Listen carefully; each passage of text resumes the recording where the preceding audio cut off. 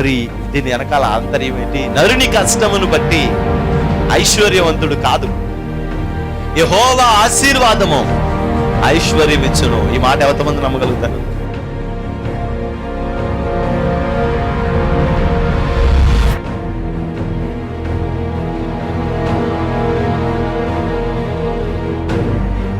ఆ రక్షణను మనం చూడాలి, అనేక ఆత్మల రక్షణను మనం చూడాలి.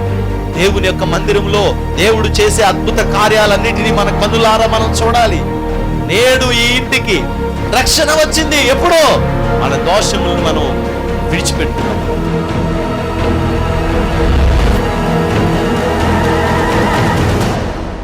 నీ పాపములు శారీరకంగా మరలా చేయకుండా సిద్ధపడి, నువ్వు ఇదిగో నా పాపాన్ని నేను వదిలిపెట్టేశాను, ఇదిగో నేను స్తుతిస్తున్నాను, నేను తప్పు చేశాను ప్రభా అని నువ్వు ఎప్పుడైతే వదిలేసి దేవుని దగ్గర ప్రార్థన చేయడం మొదలుపెడతావో, పరిశుద్ధాత్మ అగ్ని వచ్చి నిన్ను తాకి శుద్ధి చేసి ఈ పాపములో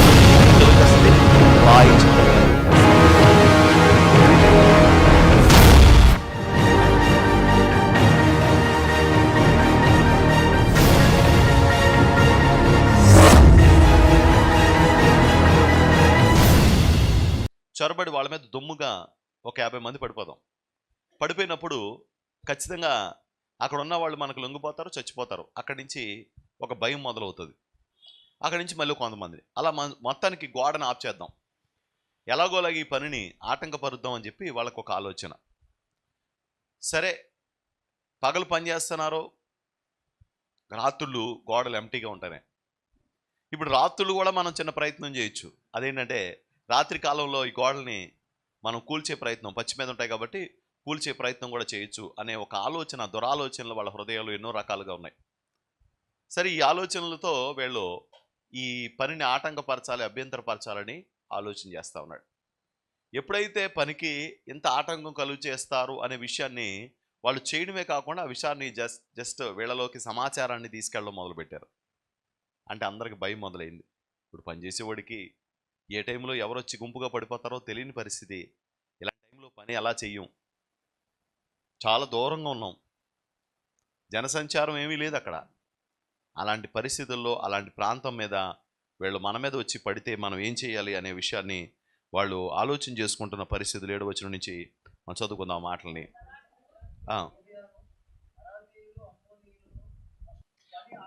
ఆ గోడలు కట్టబడిననియు బేటలన్నీయు కప్పబడిననియు, ఆ గోడలు రైట్ అయిపోతున్నాయి, సరైపోతున్నాయి. ఏ బేటలు అయితే ఉన్నాయో ఆ బేటలన్నీ కూడా కప్పబడిపోతూ ఉన్నాయి.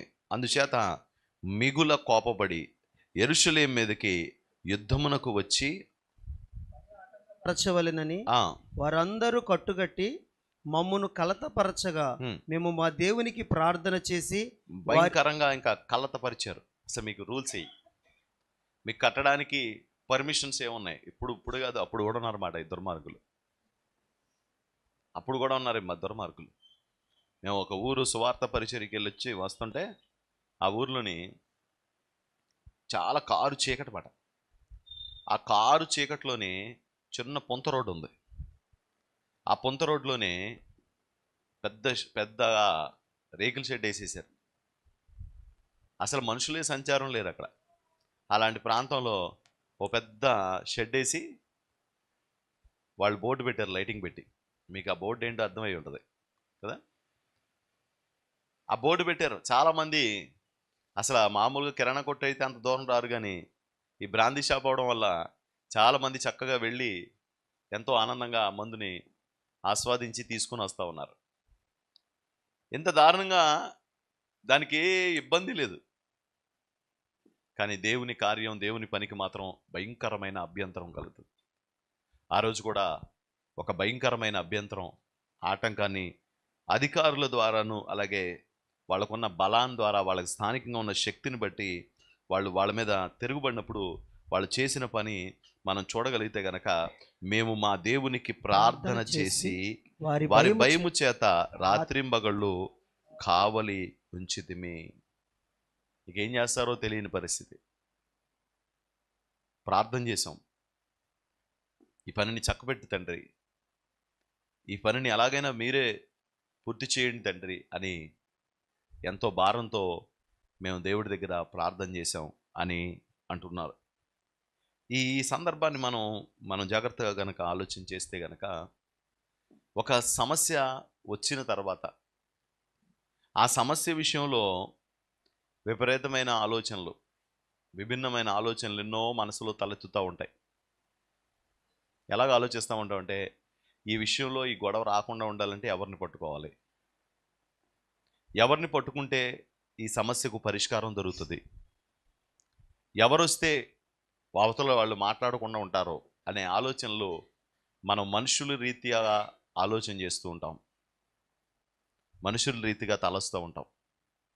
కానీ వీళ్ళు ఏం చేశారంటే, వాళ్ళ దేవుడికి ప్రార్థన చేశారు. వాళ్ళ దేవుడికి ప్రార్థన చేశారు. దేవుడికి స్తోత్రం, హల్లెలూయా. ఒక విశ్వాసి అలాగే చేస్తాడు. ఒక విశ్వాసి దేవుని సన్నిధిలో చేసే పని ఏంటంటే, తన సొంత ప్రయత్నాల కంటే దేవుని మీద పూర్తిగా ఆధారపడమే నేర్చుకుంటుంటాడు, పూర్తిగా ఆనుకోవడం నేర్చుకుంటుంటాడు. మొన్న ఒకళ్ళు ఫోన్ చేసి, అయ్యగారు మీ చర్చిలో అబ్బాయిలు ఉన్నారంట కదా, విశ్వాసులు ఉన్నారంట, మా పాప సంబంధం కోసం మీ చర్చిలో వివాహం చేసుకోవాలని అనుకుంటున్నామండి, ప్రార్థన చేయండి, మీకు ఫోటో పెడతాం, ఆ అమ్మాయిని మీ చర్చిలో బిడ్డలకే ఇచ్చేయాలని ఆశపడుతున్నామండి అన్నారు. అంటే వాళ్ళకి ఎవరో ఉన్నారు మొత్తం వాళ్ళ దృష్టిలో. సరే, నేను వచ్చిన తర్వాత చూశాను, సరేనమ్మా ప్రార్థన చేస్తానండి అంటే, మీకు సరిపడా, మీ యొక్క స్థితిగతికి సరిపడింది వాస్తవంగా మా చర్చిలో లేరండి, కానీ చూస్తాను అన్నాను. అన్నీ పలానా వాళ్ళు ఉన్నారు కదండి. సరే, పలానా వాళ్ళు ఉన్నారు, ఏం చెప్తారు అమ్మా, మన చేతులు ఏం లేదు, దీనికోసం మనం చేయగలిగింది కూడా ఏముండదు. మనం చేయగలిగింది ఏంటంటే ప్రార్థన చేద్దాం. ప్రార్థన ఎలాంటి పరిస్థితులైనా అనుకూలపరుస్తుంది. దేవుడికి స్తోత్రం, హల్లెలూయా. నాకు తెలిసి, అంటే సేవలోకి వచ్చిన తర్వాత కొన్ని సంవత్సరాలు, అంటే ఒక దేవుని మీద, ప్రార్థన మీద నాకు విశ్వాసం ఉంది, నమ్మకం ఉంది. కానీ కొన్నిసార్లు కలవరపడిపోతూ ఉంటాం. ఇదేంటిది, పిల్ల పెద్దదైపోతుంది, ఇంకా సంబంధం కుదరలేదు, పిల్లోడు పెద్దోడైపోతున్నాడు, ఇంకా సంబంధం కుదరలేదు అని కలవరపడిపోతూ ఉంటాం. అలా కలవరపడినప్పుడు మనం దేవుని దగ్గర ప్రార్థన చేయడం అనే అంశం పక్కన పెట్టి కొన్నిసార్లు మనుషులకు చెప్తూ ఉంటాం, అయ్యా మీరు మా బాబుకి సంబంధం చూడండి, మా పాపకు సంబంధం చూడండి. అది సర్వసాధారణం. అది ఏ తల్లిదండ్రులైనా ఒకళ్ళు చేయకపోతే ఖచ్చితంగా ఏమంటారంటే, కనీసం బాధ్యత లేదని నెలకి, కనీసం ఒకరితో చెప్పారా, ఒకరితో మాట్లాడారా అని చెప్పి అంటూ ఉంటారు. అది సాధ్యమే. కానీ కొన్ని సంవత్సరాలు జరిగిపోయిన తర్వాత, కొన్ని సంవత్సరాలు వచ్చిన తర్వాత నాకు అర్థమైన విషయం ఏంటంటే, అసలు ఇదంతా మనుషులు చేసేది ఏంటి, వేస్ట్. ఈ ప్రయత్నాలన్నీ వేస్ట్. ఎందుకంటే దేవుడు ఆదామును సృష్టించినప్పుడు దేవునికి ఒక ఆలోచన ఉంది. ఆదాముకు సాటి అయిన సహాయంగా అవ్వను ఏర్పాటు చేయాలని. కాబట్టి ఆ సాటి అయిన సహాయాన్ని దేవుడు ఆయనకి ఎలాగిచ్చాడంటే, ఆయన ఎముకలోంచి ఎముకను తీసి స్త్రీగా నిర్మించి ఒక అద్భుతమైన ఇల్లు కట్టాడు. అందుకే చాలాసార్లు, ఒకసారి ఒక పాప ఫోటో పంపారు నాకు. ఫోటో పంపితే చాలా లావుగా ఉంది ఆ పాప.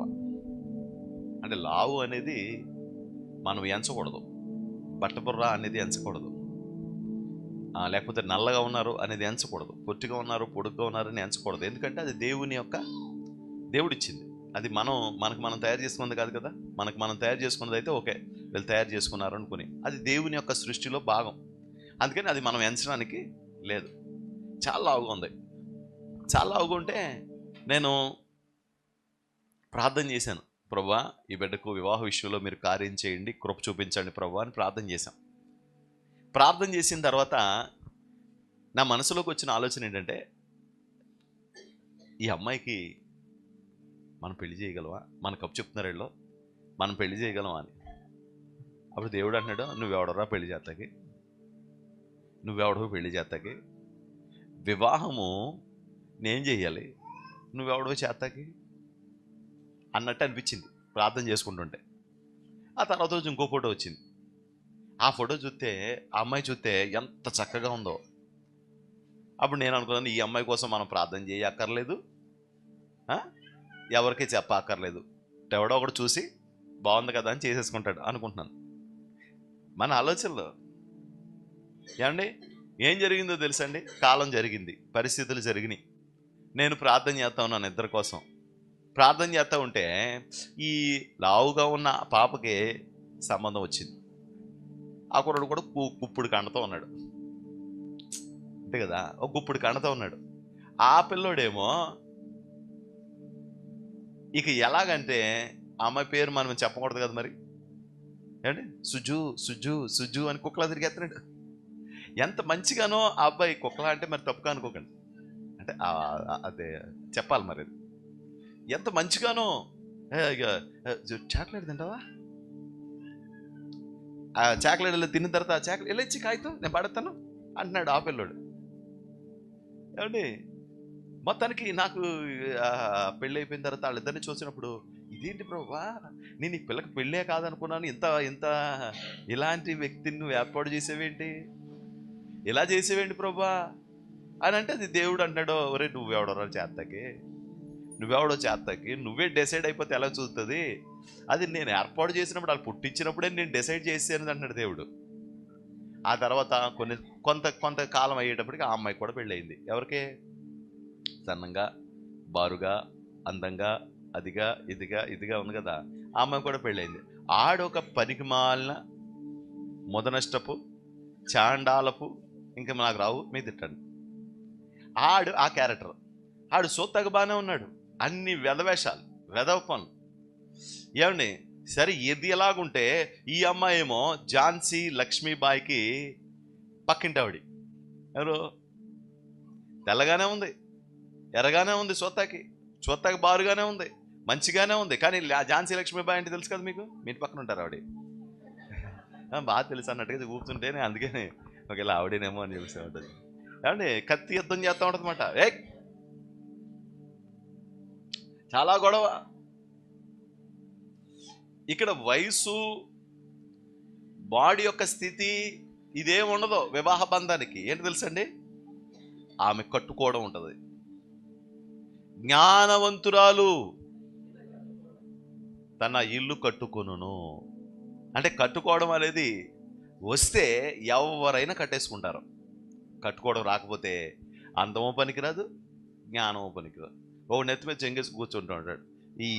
ఈ పిల్లండి నన్ను ఏంటంటే ఫోర్కు పెట్టి పీక్కుని తినేస్తుందండి అంటే, అంటే ఆ పిల్ల ఫోర్కు పెట్టుకొని పీక్కుని తినేస్తుందంటే అంటే ఆ పిల్ల అంతే మాంసాన్ని లాగి లాగి లాగి లాగి మరి తినేస్తూ ఉంటుంది. అందుకే దేవుని వాక్యం, జ్ఞానము అనేది ఎంతో విలువైనది. యెహోవా యందు ఏమంటే భయభక్తులు గల స్త్రీ కొని ఆడబడుతుంది. భయభక్తులు కలిగిన స్త్రీలు ఉండాలి. దేవుడికి స్తోత్రం, హల్లెలూయా. అందం ఏంటంట, సౌందర్యం ఏంటంట, ఒప్పుకుంటారండి వీరే? ఒప్పుకుంటారా వీరే? అందంగానే ఉండాలి అంట. అందము, సౌందర్యము వ్యర్థము. అందం మోసకరం, అందం అలా కనబడుతూ ఉంటుంది. ఈరోజు ఎన్నో విషయాలు అందంగా ఉంటాయి, ఏవేవో. ఓ పిల్లోడు ఆ పార్కు దగ్గర కూర్చుని ఆడుకుంటున్నారు. నేను నాకు పంపుతూ ఉంటారు వీళ్ళు. పిల్లోడు అంటే అమ్మాయి అబ్బాయి ప్రేమికులు మాట. ప్రేమికులు అయితే వాళ్ళు పార్కు దగ్గర కూర్చొని ఆడుకుంటూ ఉంటారంటే ఏ ఊసులు చెప్పుకుంటూ ఉంటారు. నువ్వు చాక్లెట్ తింటావా? నాకు చాక్లెట్ అంటే చాలా ఇష్టం. నువ్వు బజ్జీలు తింటావా? నాకు బజ్జీలు అంటే ఇష్టం. నేను బజ్జీలు తిన్న బాబు లావ్ అయిపోతానని చెప్పేసి అంటే, నేను చట్నీ వేసుకొని తింటాను, నేను కూడా పచ్చిమిరప బజ్జీ తొక్క తీసుకొని తింటాను, చెప్పుకుంటున్నారు వాళ్ళు. ఈలోగా సడన్గా బెల వర్షం ప్రారంభమైందట. ఆ వర్షం కూడా భయంకరమైన వర్షం. సముద్రం దగ్గర కూర్చున్న వాళ్ళు గబగబా పారిపోయి ఏదో టెంట కిందకి వెళ్ళిపోవడానికి కుదరదు కదా, చాలా దూరం వెళ్ళాలి. పైగా బండి ఉండిపోయింది అక్కడ. ఆ బండిని రాక్కుని వెళ్ళాక ఇటు అక్కడే నుంచున్నాడు. వంటూ చిన్న సాంగ్ పాడుతున్నాడు. ఏంటి అలా సాంగ్ పడి ఇలా మొఖాలు నీళ్ళు కొడుతున్నాడు. ఈ పిల్ల అక్కడికి అంటుంది, వద్దు నా మొహమే నీళ్ళు కొట్టుకుంటుందండి. అనేసరికి వీడు అలా ఏదో సినిమా పాట పాడితే ఇలా కొడతా కొడతా కొడతా కొడతా కొడతా కొడతా ఉంటే మెల్లగా తలంతా అదో రకంగా అయిపోతుంది, ఆ ముఖం అంతా అదో రకంగా అలాగా దాంట్లోంచి ఏదో స్కిన్లోంచి ఏదో బయటికి వెళ్ళిపోతుంది. వెళ్ళిపోయేటప్పటికి వీడు చూసి వీడు మెల్లగా నేను వెళ్ళి బండిని పక్కన పెడతానని చెప్పేసి ఆ బండిని జాగ్రత్తగా అది అంటారని చెప్పేసి వాలిపోతుందని చెప్పేసి ఆ బండిని పక్కన పెట్టి ఇలా వచ్చేటప్పటికి ఎప్పటి కనబట్ల ఏది ఏది ఏది అని ఎత్తుకుంటూ ఉంటాడు. అది వాళ్ళకి ఈ మధ్యన ఎలా తీస్తున్నారంటే అండి, ఎలా తీస్తున్నారంటే అలా తీస్తున్నారండి. ఏది ఏది అని ఎత్తుకుంటున్నాడు. ఎత్తుకుంటేటప్పటికి ఆ పిల్ల కనబడపోయేటప్పటికి అంటే అప్పుడు ఈ అమ్మాయి దగ్గరికి వస్తుంది. నువ్వెవరు అంటున్నాడు.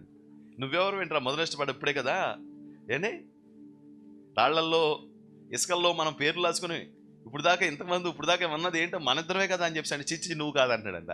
ఆ సుజీ ఈ సుజీ ఆవిడే ఇవిడి. అయ్య బాబా, అందము, ఇలాంటి అందాలు ఎన్నో ఉన్నాయి లోకంలో, ఇలాంటి సౌందర్యాలు ఎన్నో ఉన్నాయి లోకంలో. నాకు ఆవిడ మేలు ముసుకేసుకుందాం అనుకుంటున్నాను నేను. మేలు ముసు కాదండి, తలను అలా చేయించుకుంది. ఇటోకి ఎలా పడేస్తుంది, నాకు భయం వేసింది. అంటే ఒకలాంటి లోకంలో ఎన్నో రకరకాలు. ఇలాగ బోడం జుట్టు ఉంది, ఇలాగ నేను నీ జుట్టు అలాగే ఉందా, క్రాప్ వేయించుకోపోయావా అన్నట్టుగా మాట్లాడుతున్నాను. కాదండి ఇది చాలా ఖరీదైంది అన్నాడు. 6,000 ఎంత అవుద్దంట దానికి.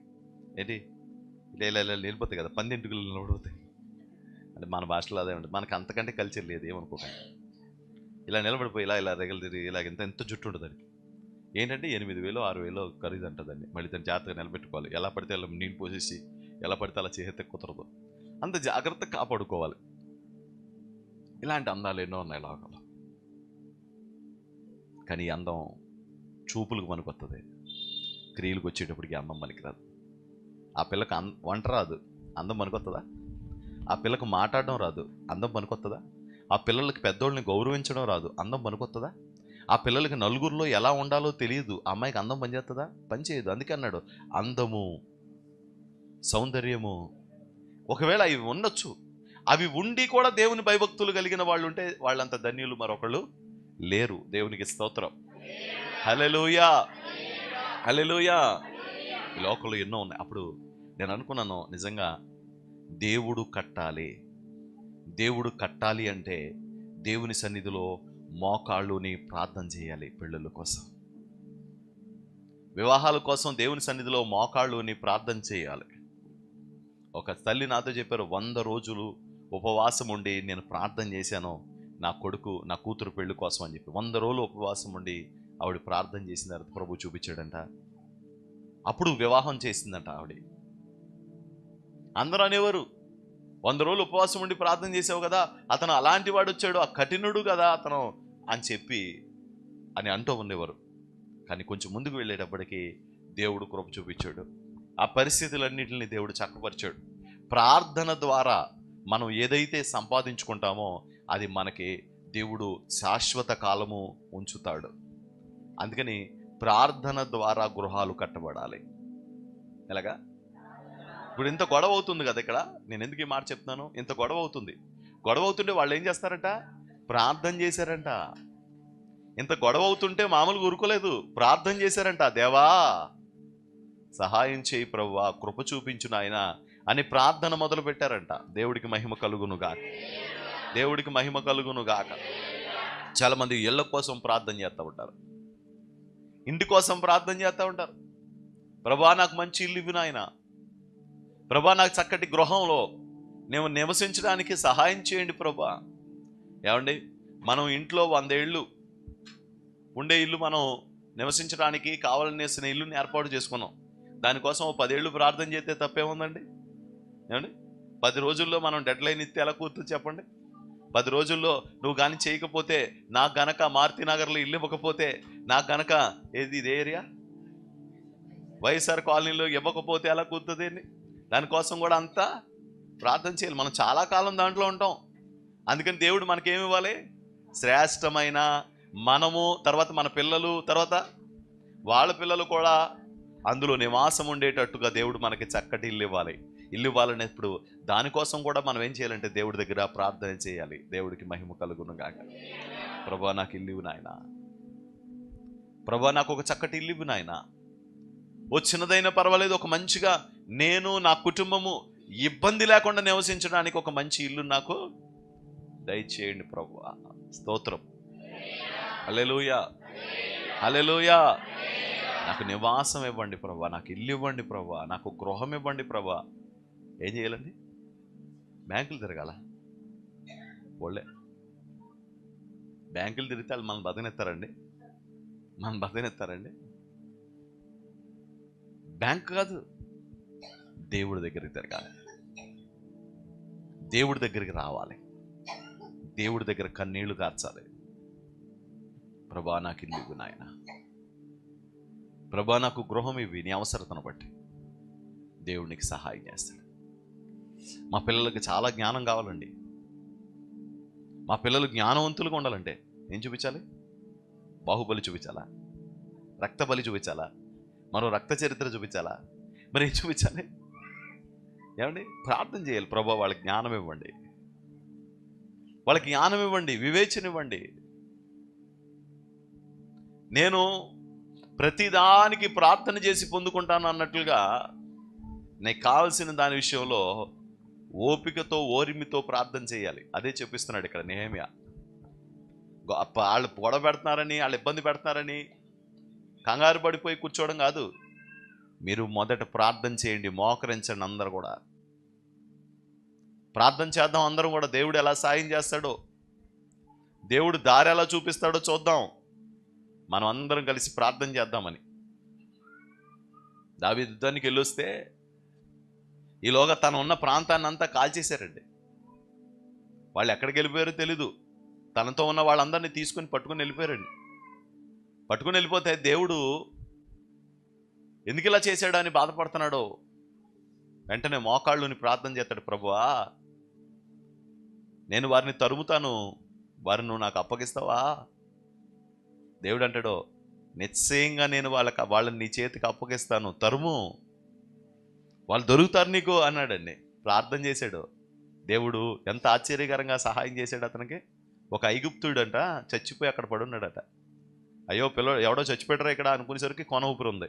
బాబా మొహం నీళ్ళు కొట్టారు. వాళ్ళు అక్కడ కూర్చున్నారు. వాళ్ళ దగ్గర ఉన్న భోజనాలు కొంచెం పెట్టారు. ఎవడరా నువ్వు ఇక్కడ పడిపోయి ఉన్నావా? మేము ఇలాగా ఒక ప్రాంతం మీదకి యుద్ధానికి వెళ్ళాం, ఆ ప్రాంతంలో యుద్ధం చేసి తిరిగి వచ్చేస్తుంటే నేను జబ్బడిపోయాను, నడలేకపోతున్నానని చెప్పేసి మా యజమాని ఇక్కడ పాడిసిపోయాడు అన్నాడు. ఏ ప్రాంతంరా, మీరు ఎవర్రా? వాడు చెప్పాడు. వీడికి ఒకసారి ఆశ్చర్యం కలిగింది. వాళ్ళు ఎక్కడుంటారో అన్నాడు. వాళ్ళు ఎక్కడుంటారో నాకు తెలుసు అన్నాడు. నువ్వు మా యజమానికి నన్ను అప్పగించనంటే కనుక నేను నీకు దారి చెప్తాను, వాళ్ళు ఎక్కడ అడ్రస్ ఉన్నారో చెప్తారండి. దేవుడు చిటుకులో దేవుడు అద్భుతం చేశాడండి. చిటుకులో అద్భుతం చేశాడండి. దావీదు ప్రార్థన చేసుకుని వెళ్ళాడు.